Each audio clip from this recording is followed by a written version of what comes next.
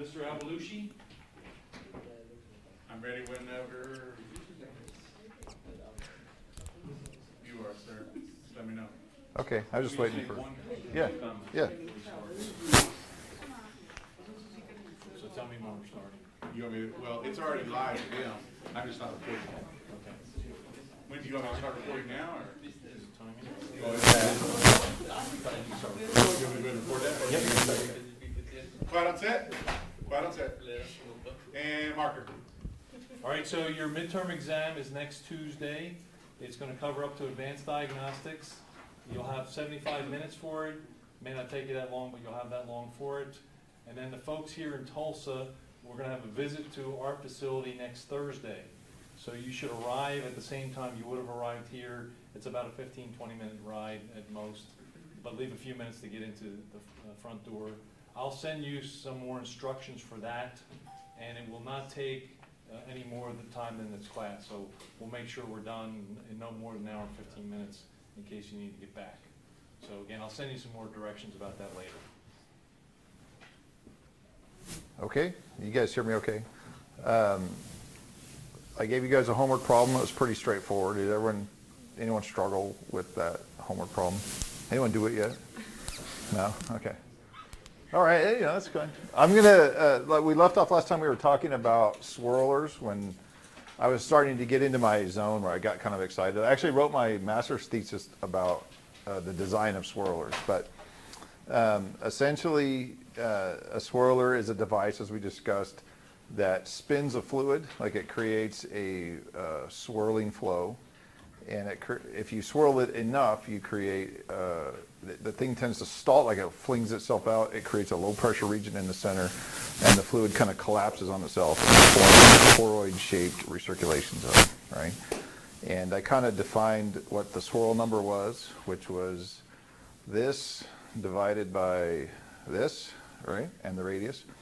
And you can look at the units of this. It's actually torque divided by torque. So you've got the torque of the fluid basically on the top, divided by the thrust times the radius to kind of cancel it out. So I was going to assign another homework problem on swirlers. I'm going to write this up on the board. I've been told to use a red marker because the green one apparently was hard for the camera to pick up or something like that, right? So can I move the screen up? Yeah.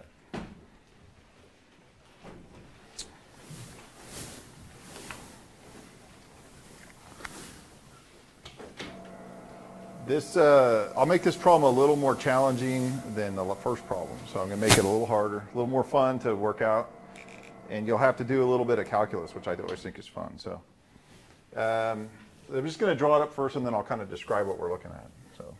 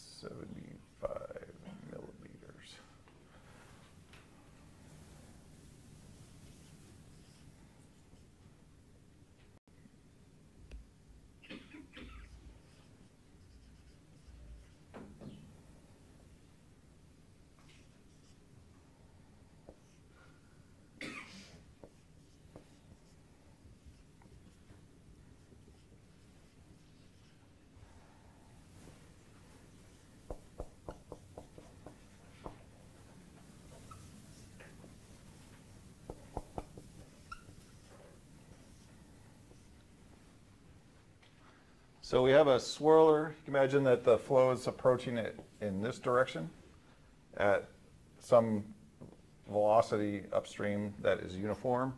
It flows through the swirler, and you have 15 meters per second axial velocity at the shroud, or the outer diameter of the swirler. And at the hub, we've got 10 meters per second. And you can assume that the velocity varies linearly in between there. Does that make sense?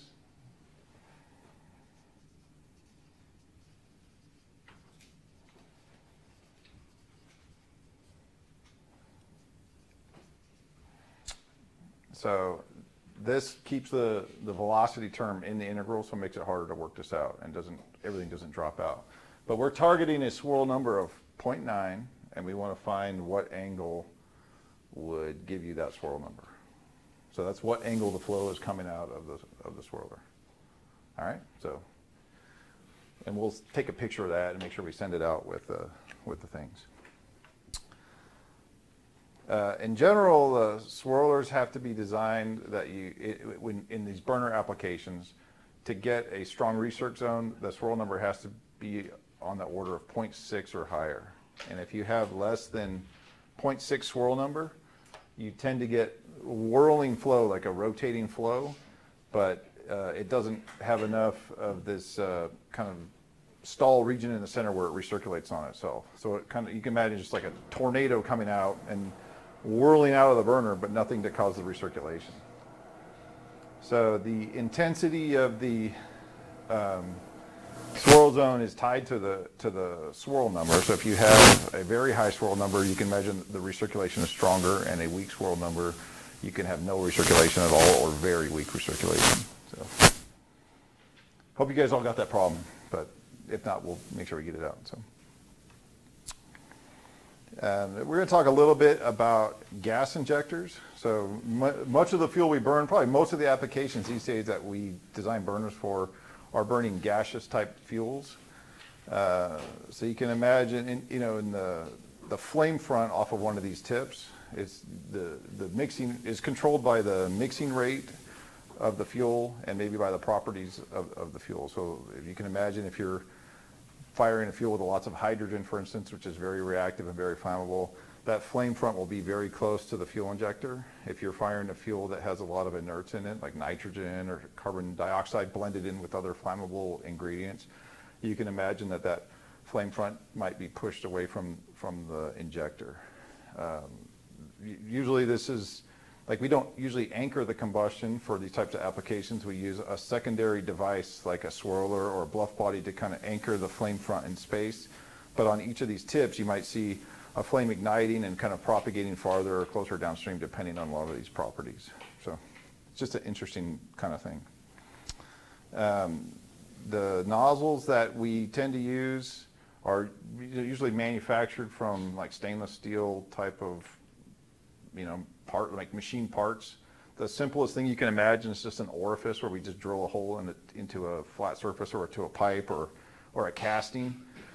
And that's kind of what we show on the pictures here. These are just like discs that they machine, that they drill holes in, and they weld it onto a piece of tubing or pipe, and that becomes kind of a fuel injector. We kind of have correlations for the discharge coefficient of a hole. I don't know if you guys knew this or not. I didn't know this until I worked at Johns Inc. for a while, but you can relate the discharge coefficient to the loss coefficient for like an obstruction or an orifice. So there's kind of a loose correlation there that works out. And normally for a thin orifice, like if you have a very thin wall with a large diameter hole, the discharge coefficient's on the order of 0.6 to 0.7. If you have a thicker machined part, where the L over D of the hole might be closer to like 0.5 or 1 or so, then your discharge coefficient is increasing to like 0.7 to 0.8. For a beveled nozzle, which you would tend to use for like a supersonic type of flow or a Mach 1 type of flow or something where you're really targeting very high velocity, you would have a discharge coefficient that's kind of approaching 1.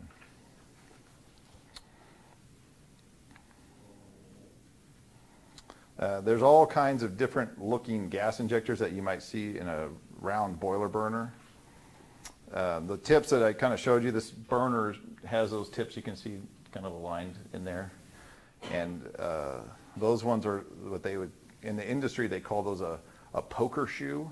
And I don't know exactly where that term came from, but this is a drilled tip with a, welded to a piece of tubing or something that slides over another piece of pipe or tubing. And those surfaces are usually machined so the tolerances are reasonably tight, so you don't get a lot of leakage through that kind of overlapping surface. But they're kind of slipped on and then usually secured with a bolt or something like that. Other type of more kind of complicated looking drill patterns, like this is I don't know, we have a technical term for it, but it's like a ring, like a rolled ring that they actually drilled holes. You can see kind of a bunch of holes like drilled in the pipe wall itself. And you know, this is sort of the shape it ended up being kind of formed. It looks sort of like an airfoil in cross section, but this is a way that they kind of designed this thing to inject fuel around the burner here. Now, that's a picture of that same burner firing. These are more like foil or airfoil looking fuel injectors. So in each of these things here, we've got fuel actually entering these injectors and kind of shooting out through the holes. You can kind of see drilled along there. So there's not like one way that these burners are fabricated where we've got one style of fuel injector, we're going to use it all the time. It seems like depending on kind of the other challenges of the job, the design of the fuel injectors kind of changes dramatically. You can see in the zoomed out picture of this burner, there's like a million of these like foils kind of spread all around the periphery of this burner. This is like an ultra low NOx burner that they tend to run very low NOx emissions, like as low as maybe 5 ppm. And the strategy for getting there is they need very homogeneous mixture of fuel and air before it reacts to kind of eliminate some of the mechanisms for NOx formation. So this burner is designed to have the fuel and air mixed very uniformly prior to the ignition of the combustion. And that's why there's so many fuel injectors kind of spread around everywhere. And each one of these injectors has so many orifices drilled on it. So, and that's enough talking about gas injectors for now. And so now I'm going to talk about probably way more exciting and complicated mechanisms of like the devices that we would use to burn liquid fuels. And even though we burn a lot less liquid fuel these days, the technology that we need to actually do it well is a lot more complicated because of what's going on.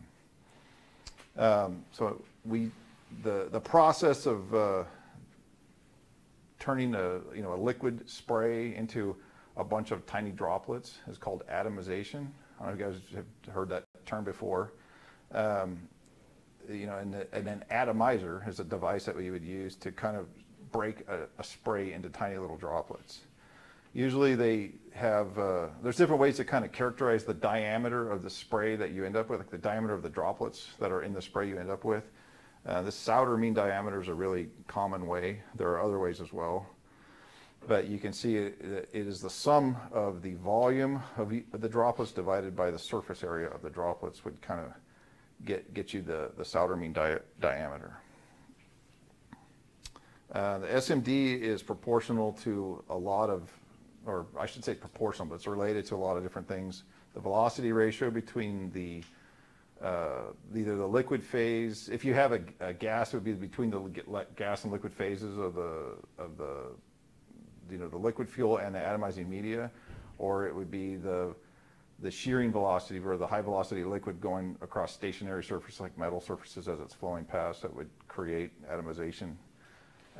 It's definitely related to the viscosity of the liquid that you're trying to fire. So you can imagine if you're spraying a liquid that was very thin, like an alcohol or something like that, it's much easier to break that into fine droplets than trying to fire something like molasses, for instance, which is very thick and it tends to not make very good droplet sizes.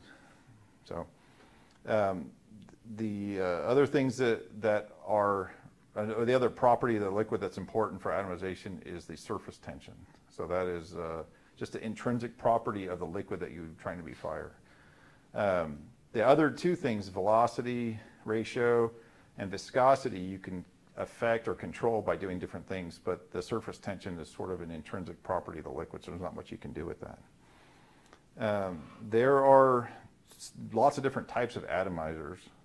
The most simple would just be what you would call a plain atomizer, and you can imagine just a hole. So if you had like a pipe that was capped off on the end, and you drill a hole in there and just pump it up with pressure, that the liquid would spray out of the hole, and just from the shearing action of the liquid flowing through the stationary passages, it would kind of cause the liquid to break up into smaller droplets. And you could think like your garden hose, for instance, in a most simple way is like a very crude atomizer. It makes little droplets that come out. But those droplets are not usually very small. They tend to be very large, and it makes it much harder to burn a fuel like that.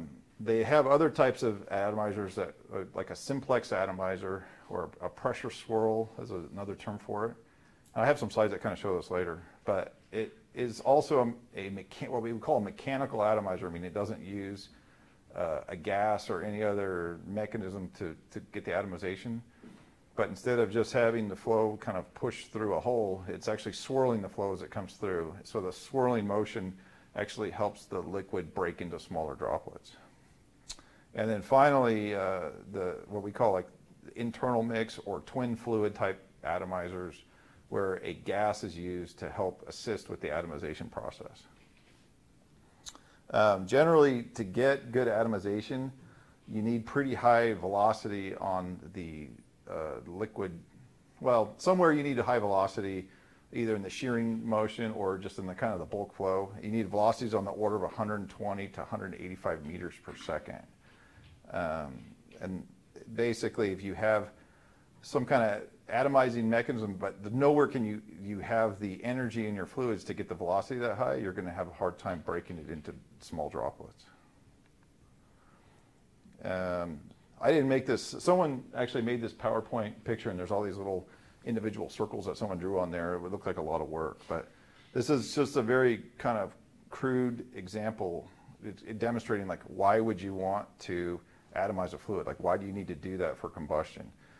And you can just imagine it's a surface area thing. You know, you start with, they're showing like one big droplet, and if you can break that into tiny little droplets, you have much more surface area for these processes to take place.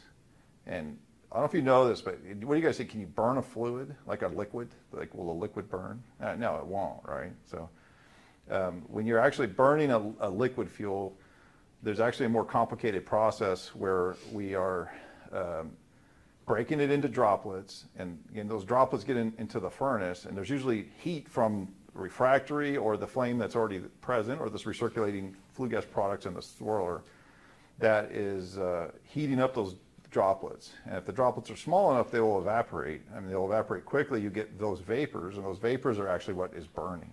So if the droplet is too large, you have a bunch of very large droplets, there's not enough time for the vapors to kind of be devolatilized from that, and the flame will go out. So you won't be able to maintain combustion if you have very large droplets. If you have medium-sized droplets, like it's still very coarse atomization, you might have enough residence time for those vapors to start igniting and for the flame to be stable, but then you might not have residence time to evaporate the largest droplets, and so you'll have kind of meteors or comets of liquid fuel kind of flying through the flame that will end up escaping the combustion process. So you might have soot or smoke or something that comes out of the back of the boiler because the fuel doesn't have time to actually evaporate and then react. So that's why the atomization process is important for combustion. So this is just a picture showing a twin fluid atomizer and this is probably compressed air, but they're using compressed air to help atomize this water spray. You can see in the picture here that the way this is designed, there's a liquid tube and then there's a gas tube that kind of feeds this one, but they're not all designed that way. Looking at kind of going back and talking about mechanical atomizers for a second, I mean, this is sort of a cutaway view of a pressure jet atomizer.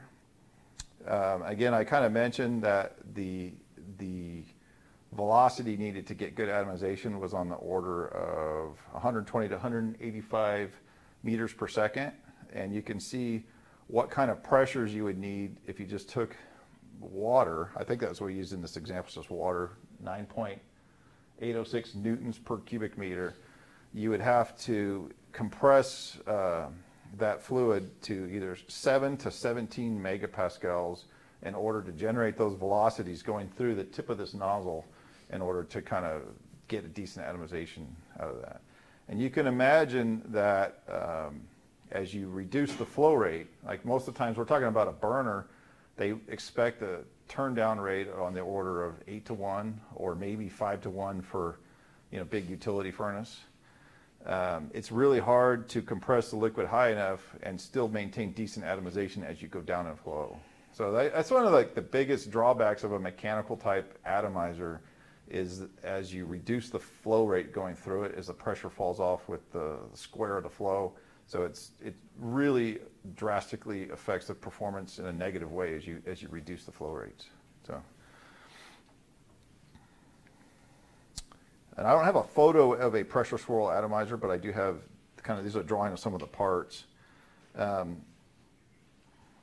you go. Is it delaying like that on every slide? I just noticed that, but maybe not.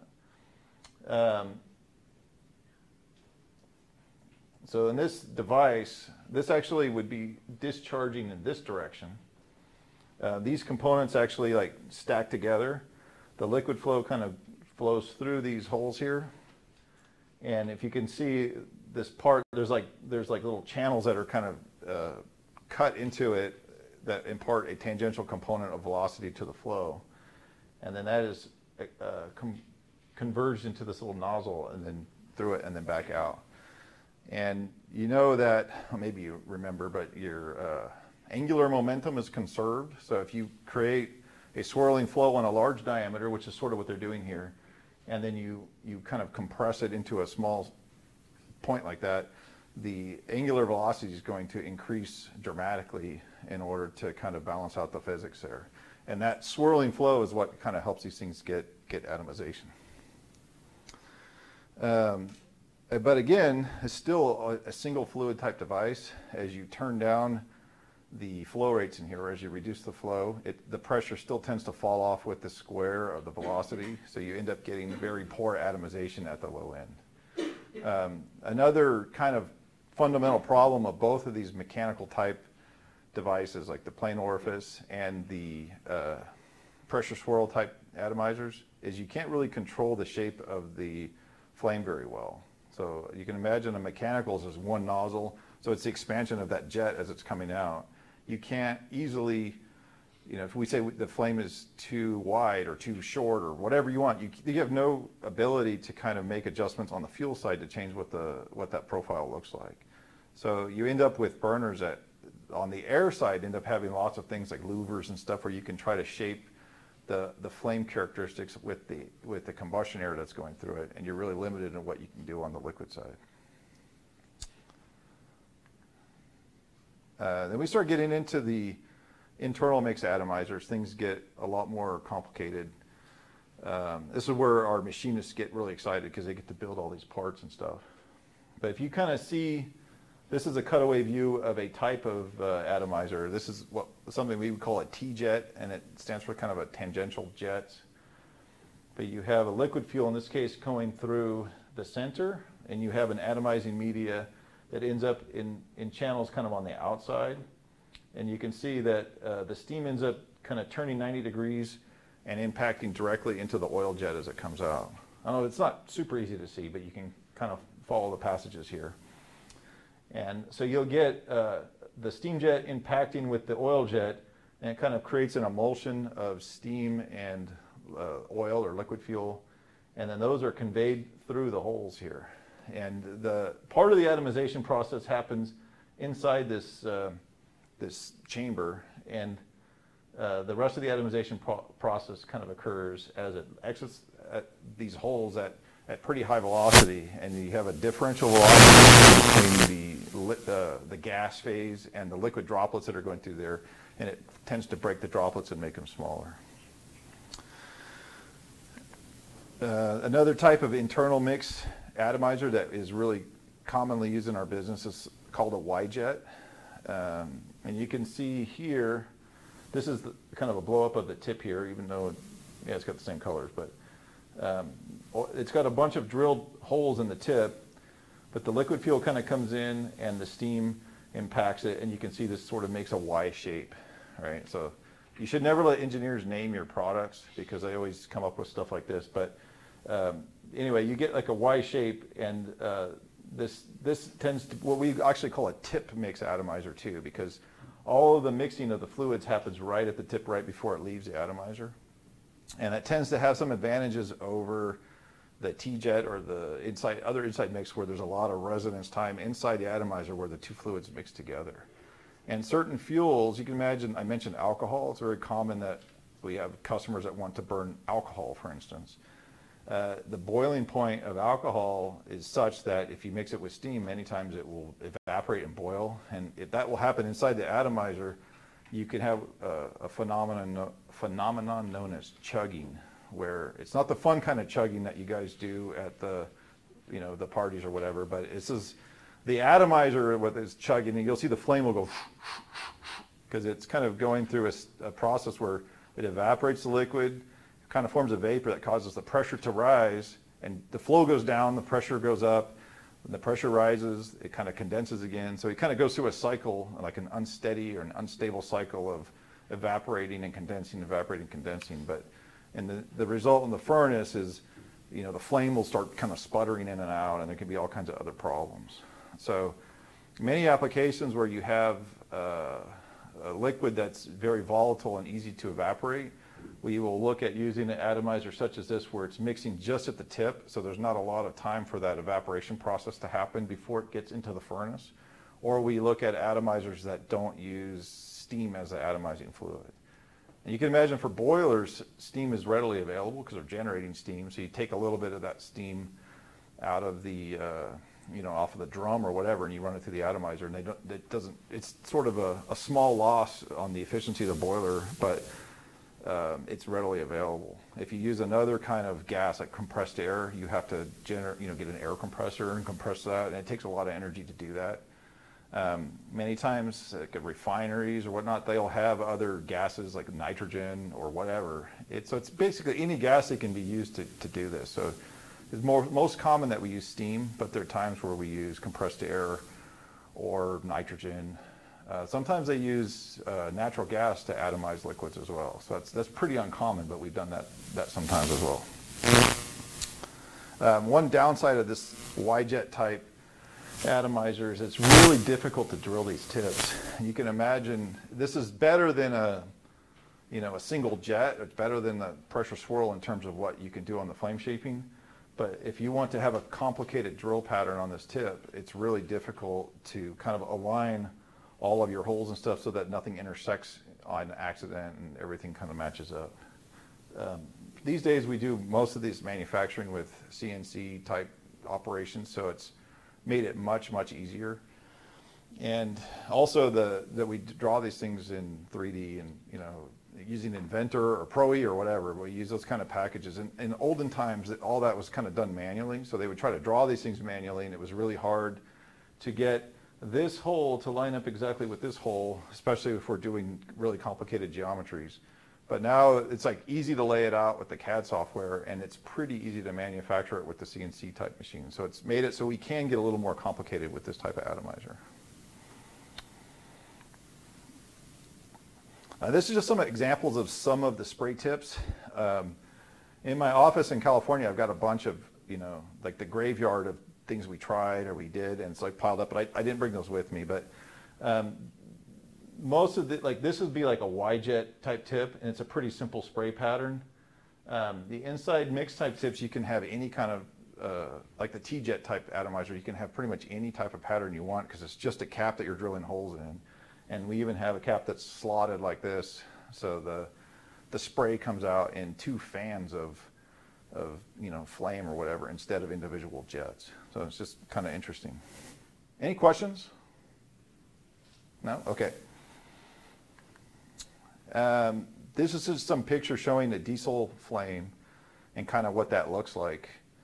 You can see this is a test we did recently on a really fancy gas burner, and we kind of had imposed liquid fuel firing on it just to make sure that it could do it as like a backup fuel.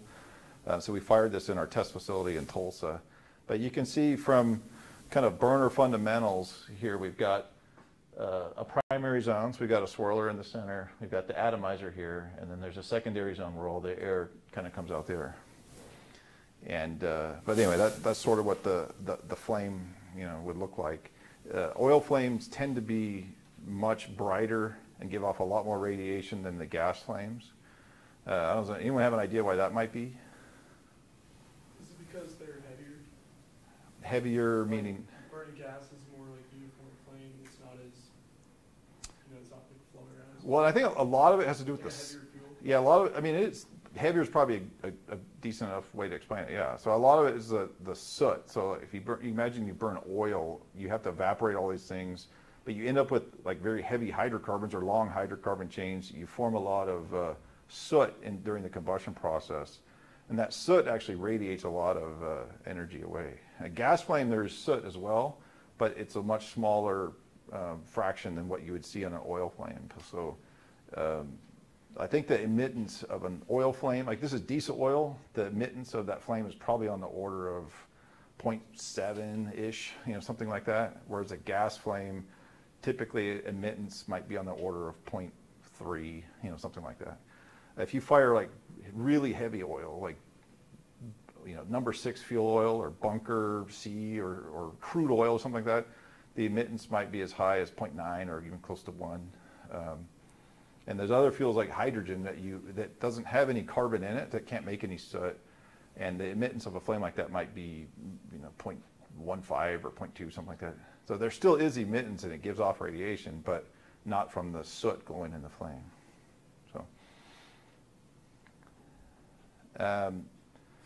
Well, that's a good segue. So I was going to talk about flame detection, right? So this is very important in the combustion industry in general, and very, very important in boiler burner applications. So you can imagine what is flame detection used for, and it's to prove that the flame is on the device.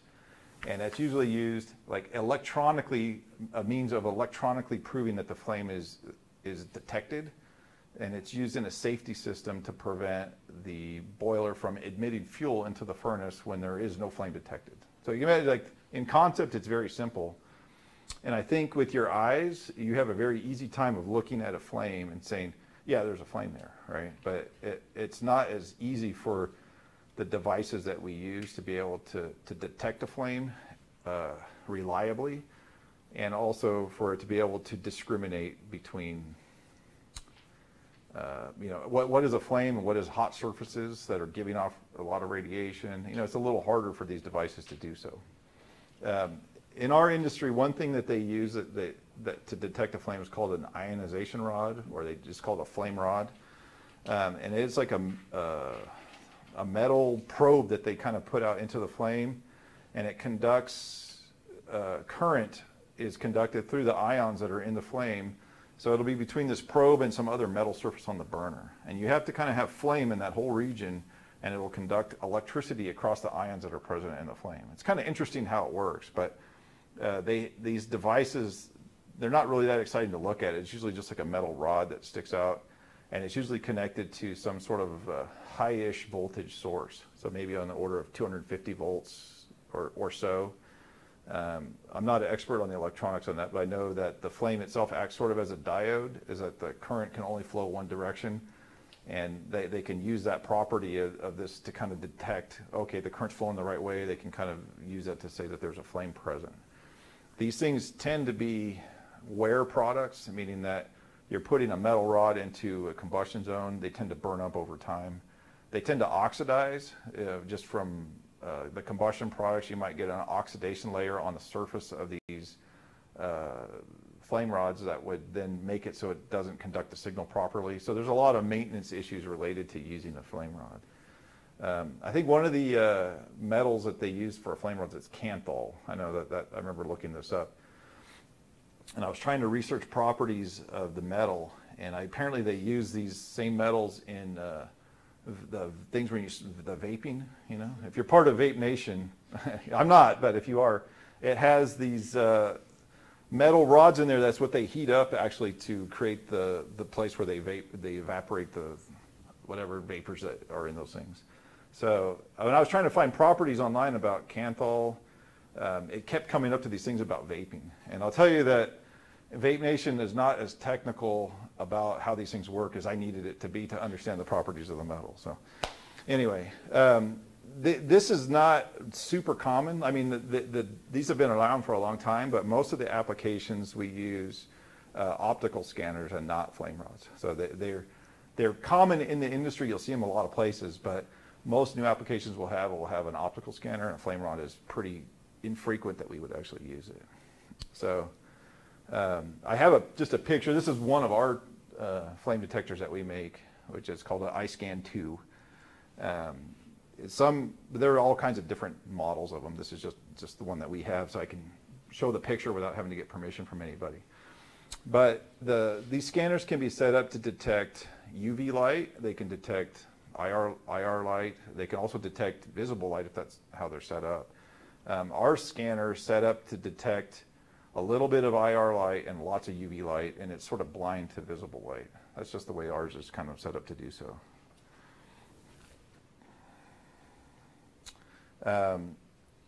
Another important part of a flame scanner design that at least that you use on boiler burner applications is they tend to use something that's called flicker. So they don't just look at the intensity of the light, but they look at the flickering frequency of the light.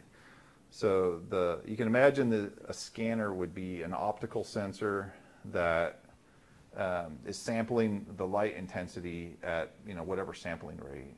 Say it's 1,000 hertz or whatever. I think our scanner tends to work at like 512 hertz. It's the sampling rate that it brings the signal in, and it converts that time series to a frequency spectrum using. I don't. You guys know how to do that? How do you do that? Someone must know.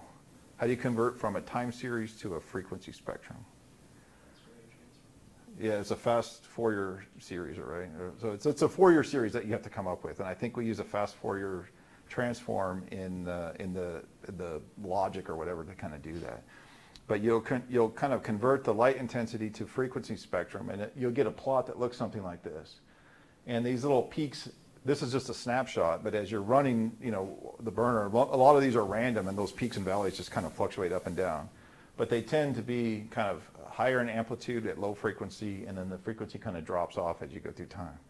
If you were looking at like a refractory surface that was heated up to thousands of degrees, it wouldn't flicker so much. It would just give off kind of a steady glow of radiation. So a hot surface would have a much lower kind of intensity at these higher frequencies. So that's how you can use flicker to kind of discriminate between a flame and actually just a static surface that tends to be hot.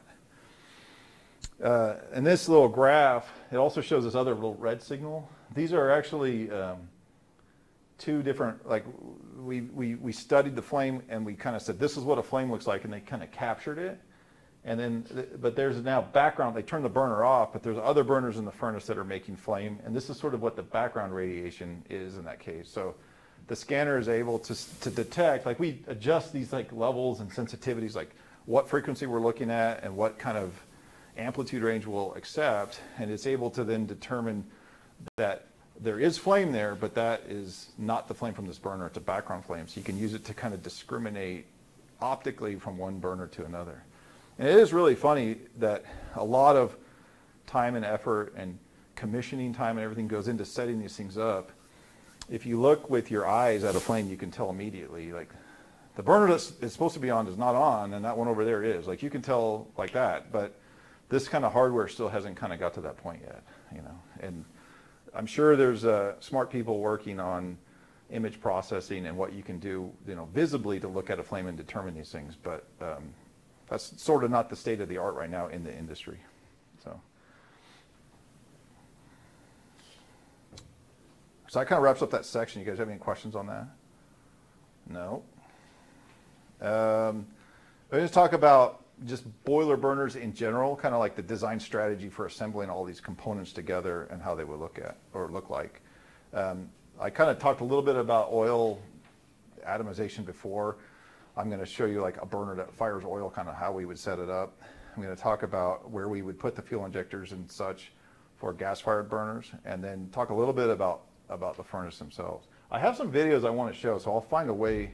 I'll try to figure it out. I'll just stop the presentation and bring it up, so I think it will show as long as let me try it.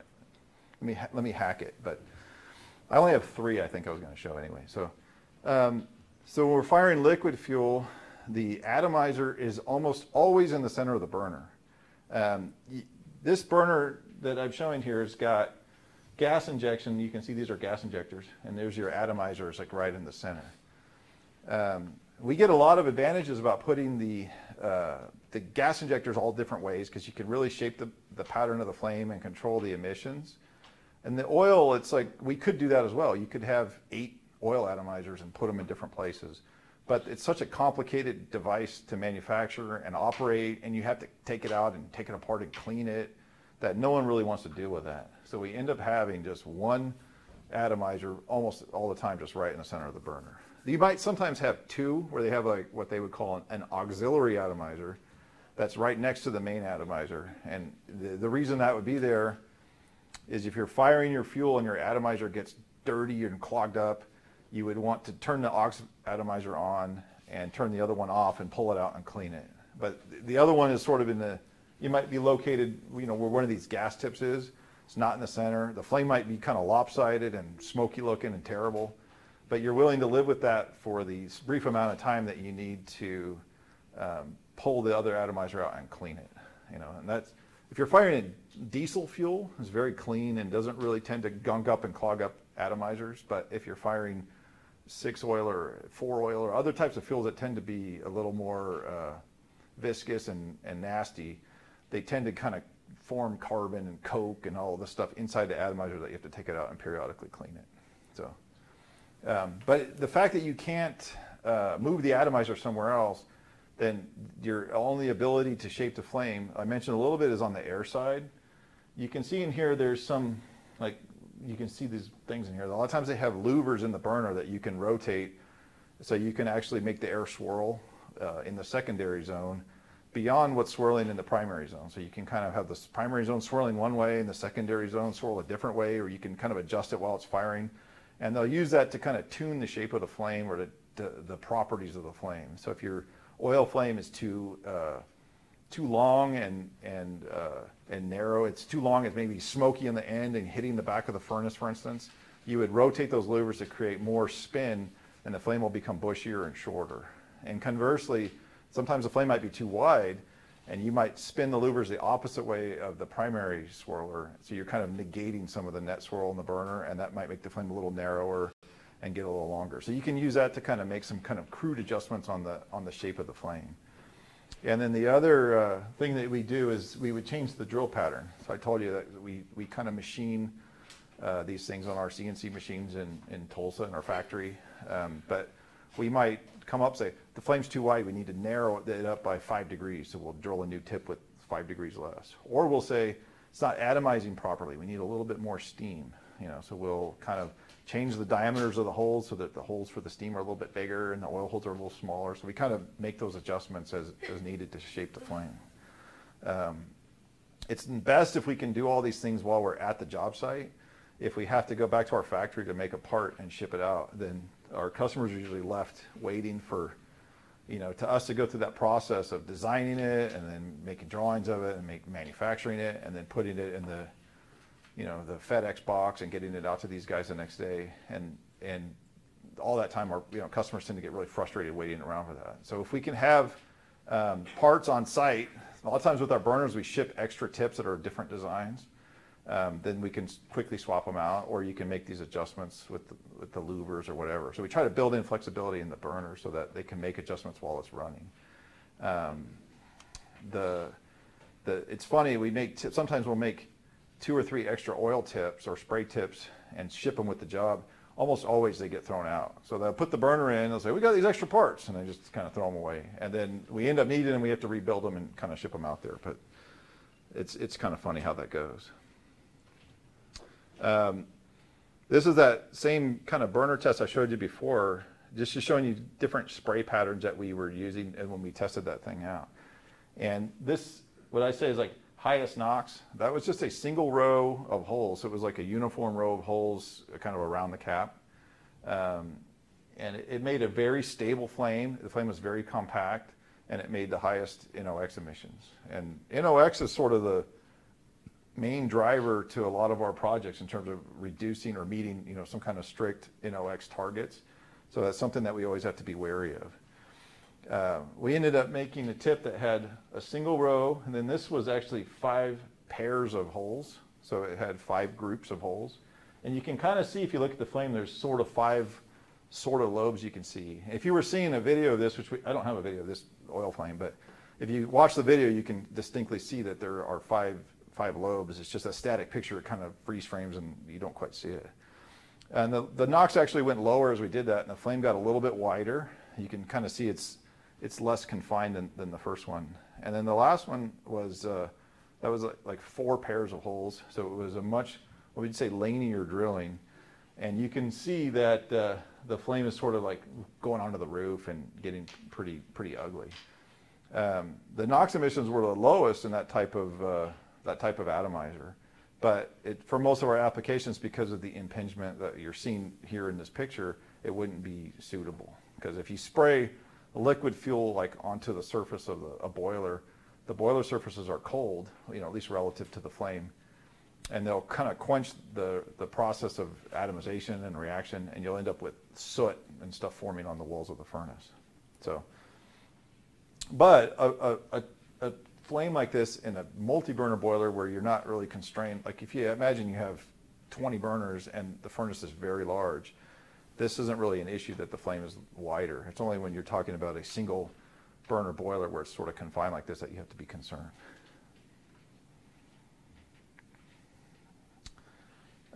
On gas, the story's a little bit different.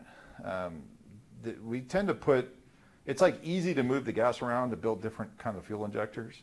And you can imagine we've tried all kinds of different manner of designs to make burners work.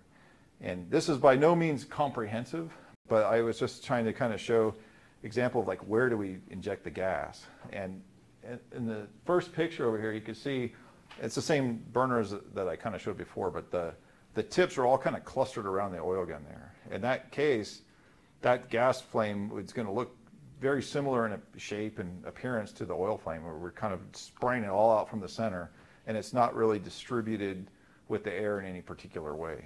And you can imagine if you had no oil gun, you could actually put just one gas tip right in the center and shoot it out just like you would the oil. And that's possible to do, but it's really uncommon these days, because for the same problems you have on oil, it's hard to shape the flame. You're kind of stuck with the pattern of the flame that you get, and it tends to make very high NOx emissions when you kind of inject all your fuel from the center out.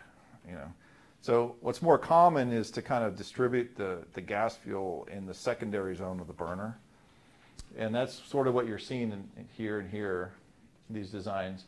This is your primary zone, like this, the swirler that they're using to stabilize the burner, and you can see the gas tips are kind of spaced around the outside of the primary zone. And similarly here, like this isn't evenly spaced, but we've got 3 on top and 3 on bottom, but they're kind of clustered around the primary zone, but they're not actually in the primary zone. The primary zone typically has on the order of 15 to 20% of the airflow, and the bulk of it is in that secondary zone. So putting the fuel where most of the air is kind of a better strategy for making a compact gas flame. But the burners tend to not work that well if you have no fuel in the primary zone. So we tend to see the tips close to the primary zone so that some of that fuel will kind of get caught up in that recirculation zone and brought back in there and hold the flame steady. The burners kind of on the bottom, you can see these injectors are in the primary zone, but they're not adjacent. There's a space between the injector and the primary zone. I mean, so they're kind of in the secondary zone, is what I was trying to say. And that type of thing is like, it's probably great for making a compact flame shape and pretty good NOx emissions, but there's not really, unless they're injecting gas or something from this center tip, there's no fuel getting in that primary zone, and this flame's going to tend to be kind of suspended and not anchored very well on there. And finally, this last picture, all these are injectors for the fuel. So this is what, a staged burner. You've got your primary zone in the center. There's a little swirler here, and there's some gas injected through a center fire gun, like a small amount to keep the burner anchored. You've got a secondary zone with air, and then you've got all, like the remainder of the fuel, so 80% of the fuel injected far away from the air source and kind of dumped into the thing. So you can imagine as you go from putting your injectors clustered in the center to farther and farther away to even outside the air zone, shooting into the air, that your NOx is decreasing in general as you kind of go that way. So that's a common strategy that we use to kind of affect the NOx emissions of these burners, is taking the fuel from the very center, moving it farther and farther out, even outside of the air. So again, I kind of talked a little bit about this. Clustering the gas in the center, it makes a very intense flame, much like an oil flame. Tends to make very high NOx, and you can change the drill pattern to kind of change what this flame looks like, but this is sort of not the design you tend to use on a burner that we make these days for low NOx emissions. Something that looks like this is more common, where we've got the injectors in the secondary zone or something like this. But we have to tend to make sure that we're careful and that some of this fuel finds its way into the primary zone to keep the burner anchored. And this is, I'm going to open up the PowerPoint just because I have a video. You have to bear with the thing not working right, but cool. So this is, let me turn the volume down a little bit.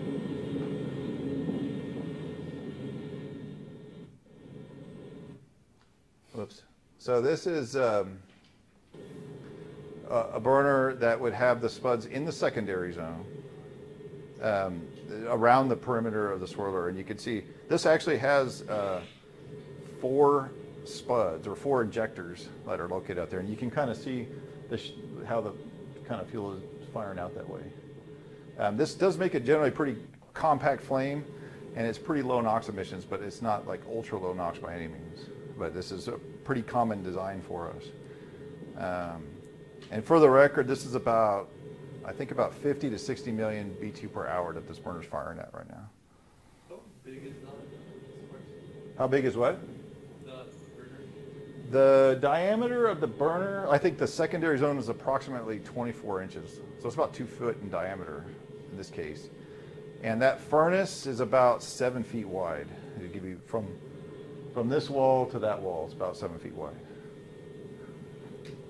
And you can see much of the flame, like it's pretty easy to see in this region. It's pretty intense, but once you get it out in the furnace, it's pretty diffuse. It's kind of hard to make out the boundaries of the flame against the refractory surfaces in the back.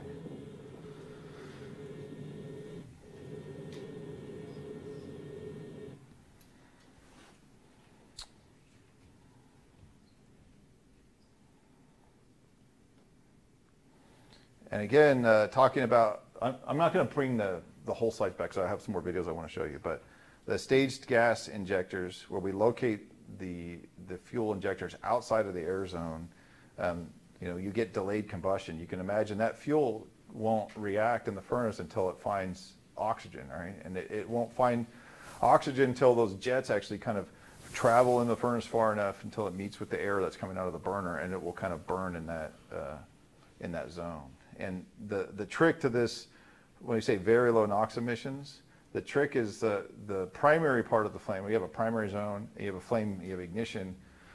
That part of the flame needs to get rid of some of its heat. So you'll have a distance where that flame is radiating heat to the furnace around it, and it's cooling off. So those gases are getting cooler before the secondary fuel kind of meets up with it. Once it hits it, it'll burn and it kind of reacts again, but you've already got rid of some of the energy from the system, so it kind of prevents that secondary fuel from reaching the high temperatures that you would see if you kind of burned it all at once. So I have another video of one of these burners. This is a different burner, but it is a staged burner, but it's a very similar type.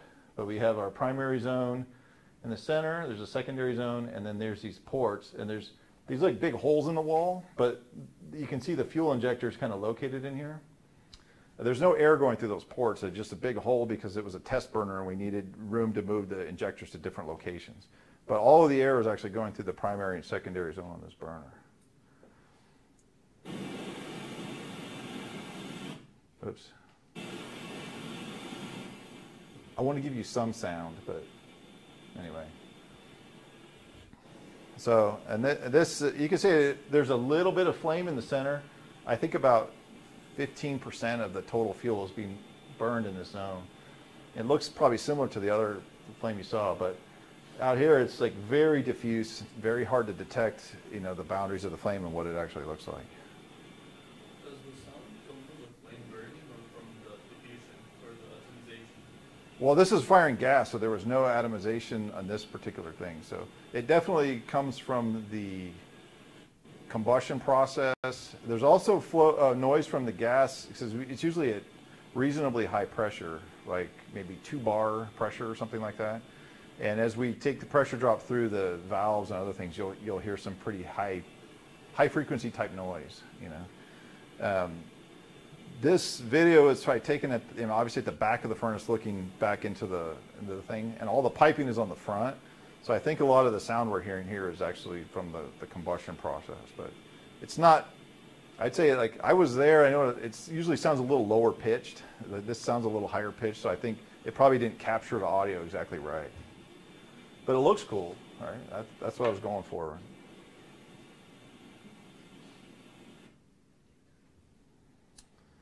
Let's see. So there are some furnace type considerations that we have to make when we're looking at different applications. A kind of bulk property that we would use was what we call the space heat release. And that's if you take the heat input of all of your burners and divide it by the furnace volume that you're firing into. And you can imagine that if you have very high space heat release, that means that your volume is getting smaller for the same firing rate that you're trying to put into the unit. And a high space heat release application, it becomes more challenging to make your flame fit into the furnace. And then similarly, we look at something that's called burner zone heat release, and it looks at your heat release of all your burners divided by the heat transfer area of the cold surfaces in the furnace. So you can imagine a boiler has water in the tubes, and that water is going to be at the saturation temperature of the water because it's boiling in the tubes. So even though, like I said, it's hot for you to put your hand on those surfaces, but it's drastically colder than the flame temperatures. And if you remember your radiation class, the temperature or the heat transfer from radiation is kind of proportional to the temperature to the 4th power, right? And if you have steam, surfaces in there that might be 500 degrees F or so, it's orders of magnitude smaller kind of heat transfer from those surfaces out to the flame versus what the flame, which might be thousands of degrees, 3,000 degrees or so, radiating out. So even though the flame has very low emittance generally for gas flames, the temperature is so high that it radiates pretty strongly. But anyway, so you look at a burner zone heat release. If you have a furnace that is a certain size of, a certain square footage, I guess, or square meters of surfaces on the walls and floor and everything, and it was refractory, those surfaces don't, you kind of treat them as adiabatic. And so we don't include that in this burner zone heat release. You only include the surfaces that are cooled by water tubes. But anyway, it's another way to kind of characterize a furnace. And you can also imagine as the furnace volume is shrinking for a given heat input, the NOx emissions tend to go up because your BZHR also is increasing as the furnace volume decreases. So a lot of challenges we have is the inherent tendency of a burner is to generate more NOx in a tight furnace. But it's also the strategies that we would use to lower NOx in a burner, which would do staging or other things, tend to make the flames get longer. So you're kind of fighting this battle of, to get the NOx down, you need technologies that make the flame bigger, but the reason that the NOx is higher is because the furnace is getting smaller, so we're always kind of fighting that battle. I don't know if I explained that all that clearly, but I think you guys get it. Like, small furnace for big heat input is bad, and if you have a big furnace for heat input, it's actually pretty good. So that's what I was really trying to get at. So I actually said, thus the struggle, thus my career, right? I think I have a guy I work with. He's 69 years old. He's still plugging along, and he's one of our kind of top R&D types. And he told me that his whole career has boiled down now to chasing like 1 or 2 ppm NOx. So it's like that's all he does now is find ways to shave like a fraction of a ppm NOx off the performance of these different applications. So it's really interesting. This is a kind of just one snapshot from a furnace. I told you we would form soot if we're kind of impinging on the wall. So this is a photograph of a furnace where we made soot. So we had impingement on the walls of this furnace. And you can see the floor of this is refractory. This is probably an A-type boiler, I imagine. But if the space heat release is high and we're trying to make low NOx, we do things to the burner to get the low NOx emissions, and we end up impinging on the surface. Well, you'll have to, there you go. Impinging on the surfaces and leaving soot on the surfaces of the tubes.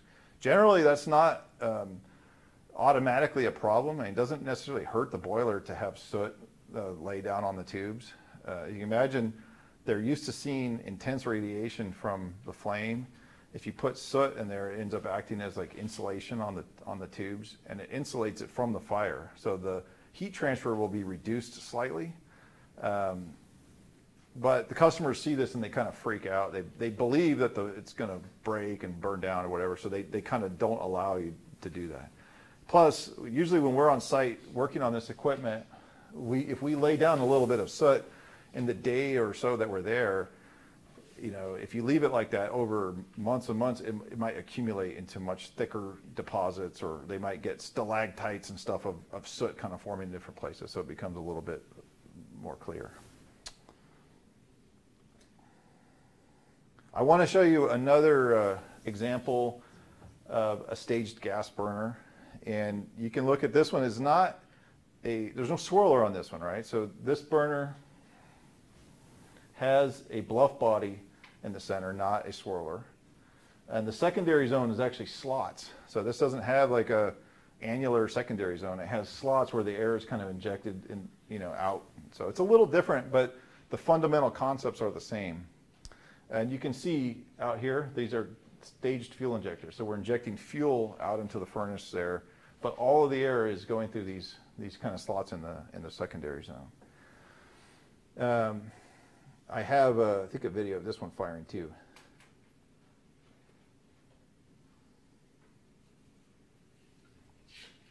Come on.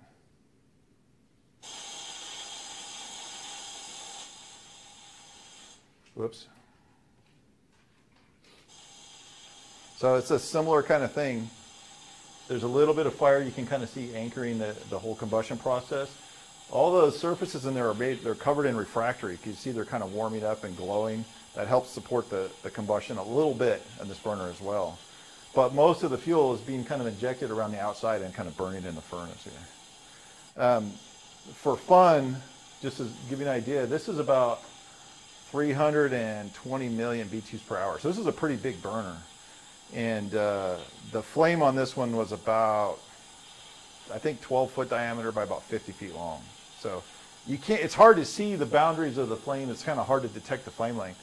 But there's tails of pockets of flame that you can see, and they were able to kind of gauge the dimensions of this thing. But this is a big one up in Canada. And this is actually a really low NOx burner too. You guys, I don't know if you have a scale in your mind of like what low NOx is or what have you. But uncontrolled, like a typical burner wasn't designed for low NOx, firing natural gas might make 150 ppm NOx, something like that. When we try hard in package boilers, we can get kind of 30 or a little bit below. And this one was running around 12 ppm, so this was really low NOx. So anyway, I'm excited about this one too. And I'm going to go back to these slides and wrap it up. So that's it. I think we talked about boilers. We talked about burner fundamentals. I talked a little bit about burner strategies for these wall-fired boiler burners. And I gave you guys a fun, challenging homework problem. This was a little more fun. It'll be a little harder than the other one. You have to do an integral, so I think it'll be a good time. Do we have any time left? I don't know what time. If you guys have any questions for me, I wanted to give you guys some time if you have any industry questions or anything you want to ask me. But no pressure if you don't want to. Where did you start out from after you graduated from your master's? I actually started at Cohen, which was a combustion company that was situated in California. I started in '96, and I actually got my master's degree while I was working for Cohen. So that was hard. Are you a graduate student? Yeah. Yeah. So I didn't know at the time. I was like, I can do this. So I did part-time graduate school and full-time work, and that was really, really challenging. So I feel you. Yeah, I feel you. So I remember doing that. going to work, and I had a pretty technical job working in our R&D department. I was doing a lot of CFD modeling and other types of stuff. Then I would go to class, and then I would go do homework, and I'd be up till 2 in the morning trying to figure out radiation homework or whatever. Then I'd go, it was like do that cycle on repeat. And I'd get to the weekend, and I never watched so much TV. I just like, I'm not going to read a book. I'm just going to sit down and turn on the TV and watch it. That's all I would do for my relaxation, because my brain was tired from all that. So, no, that I think in our industry we hire a lot of people with master's degrees right out of school, and we hire a lot of bachelor's degrees, and we hire some PhDs too, right? Yeah. So we joke, we say PhD stands for permanent head damage, but not for you, Chuck, just for other types. But actually, I found like hiring, I'd say most of the people we hire are bachelor's degrees, but we certainly are excited to hire people with master's degrees as well. There's just, I think the types of jobs you do might be a little different from the start of your career. Like you might have an easier or harder time finding like an R&D type job with a bachelor's degree, for instance. But it's not, at least at Johns Inc., it's not impossible to get into those roles, assuming that's what you're really interested in and you show aptitude to do it. So, yeah. Any other questions? Yes. Yeah. Can we pick this up again? U stood for axial velocity. I think I gave you like a phi. Those are diameters. Theta is an angle of discharge. And I think that's in the slides that kind of shows it.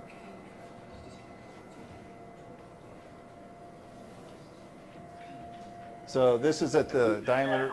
To us? Say again? Can you send that problem to us like you did Tuesday? Yes. Or in Dr. Call? Dr. Buckle has you covered. He'll send it to you. And I wrote it, I didn't write it very clearly, but I wrote it in red ink so as it will come across better on the thing. So, but anyways, does that make sense? So this is the hub diameter. This is the shroud diameter, 600 millimeters. I kind of wrote it all on top of it. I'm sorry. The tricky part is that the velocity is not constant. As it, like radially, it increases as you go out. So that's going to make this a little more challenging.